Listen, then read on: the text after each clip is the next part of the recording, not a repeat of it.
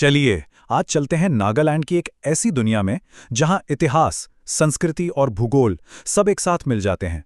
एक ऐसा गांव जो दो देशों में बटा हुआ है और जहां कभी योद्धाओं को उनके दुश्मनों के सिर काटने पर सम्मान मिलता था। आइए इस अनोखी कहानी में उतरते हैं।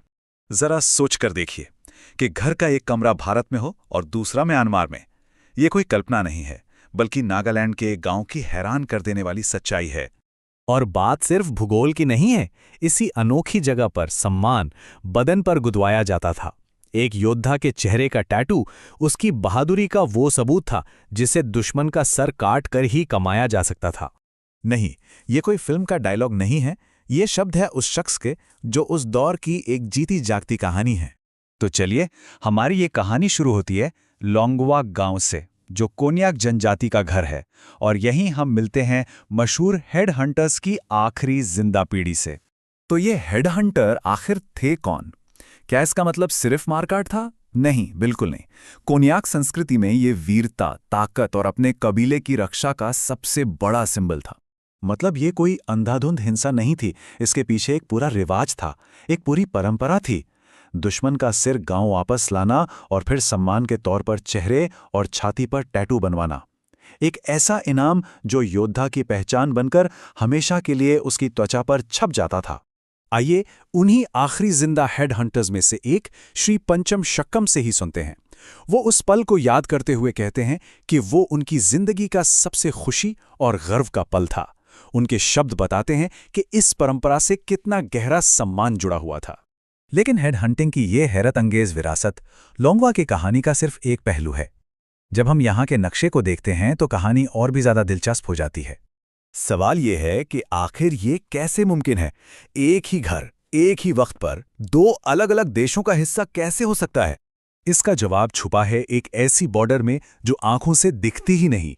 एक लाइन जो बस नक्शे पर खींची है और असल में वो गांव, खेतों और यहाँ तक कि लोगों के घरों के बीच से गुजरती है, उन्हें भारत और म्यांमार में बांटती हुई। तो अब सवाल उठता है कि ये अजीबोगरीब भूगोल यहाँ की रोजमर्रा की जिंदगी पर कैसे असर डालता है? यहाँ की पहचान, यहाँ का शासन, सब कुछ कैसे चलता है? और इस हालात को समझने का सबसे अच्छा उदाहरण है खुद यहाँ के राजा का घर। उनका घर ही बॉर्डर लाइन है। सोचिए, घर का मेन गेट भारत में खुलता है, जहाँ मेहमानों का स्वागत होता है, और चाय बन रही है म्यांमार वाले किचन में है। और इस राजा का राज सिर्फ एक गांव या एक देश तक ही नहीं फैला है, वो कुल 35 गांव पर शासन करते हैं। और जैसा कि हम देख सकते हैं, इन 35 गांवों में से ज्यादातर यानी 30 गांव असल में बॉर्डर के उस पार म्यांमार में हैं और 5 भारत में।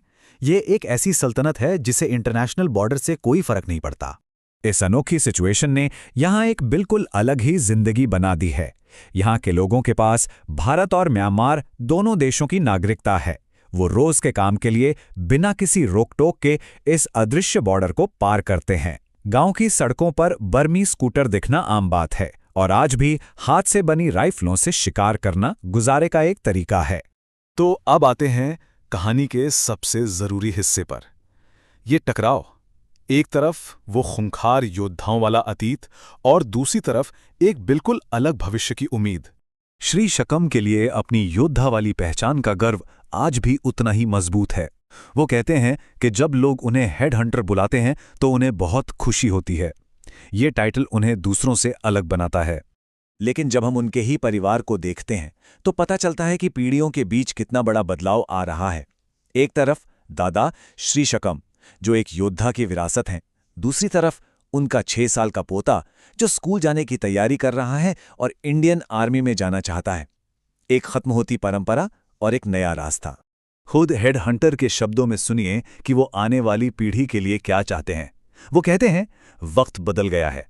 मैं चाहता हूं कि हमारे बच्चे पढ़ें, अच्छी पढ़ाई के लिए बाहर जाएं और दुनिया को अपनी नज़र से देखें। लोंगवा की इन दमदार कहानियों को जहन में लेकर हमारा सफर अब आगे बढ़ता है जुक्को घाटी के शांत और विशाल मैदानों की तरफ। यहाँ पहुंचना भी अपने आप में कहानी है। पहले लोंगवा से 10 घंटे की ड्राइव, फिर विस्वेमा गांव से 8 किलोमीटर का ट्रैक, घने जंगलों के बीच से 2400 मीटर की खड़ी चढ़ाई, और फिर जाकर आप पहुंचते हैं उस खुली घाटी में जहां दूर दूर तक बस लहरदार पहाड़ और शांति है। दिलचस्प बात यह है कि इस घाटी को देखने का नजरिया भी वक्त के साथ बदला है। कभी यहाँ के पूर्वजों के लिए ये एक शापित जगह थी, आज के ट्रैकर्स के लिए ये जन्नत है, और हमारे कथावाचक के लिए ये खुद से जुड़ने की एक जगह है। जैसा कि कहा गया है, पहाड़ सिर्फ शांति नहीं देते, वो आपको मौका देते हैं शहरों के शोर से दूर अपने अंदर की आवाज़ सुनने का। और यही आकर लुंगवा की वो सारी कहानियां और गहरे मायने रखने लगती हैं।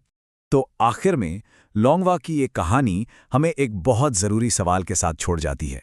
इस तेज़ी से बदलती दुनिया में वो कौन सी कहानियां हैं जिन्हें हमें कभी नहीं भूलना चाहिए? हम तरक्की और अपनी परंपराओं के बीच का संतुलन कैसे बना सकते हैं?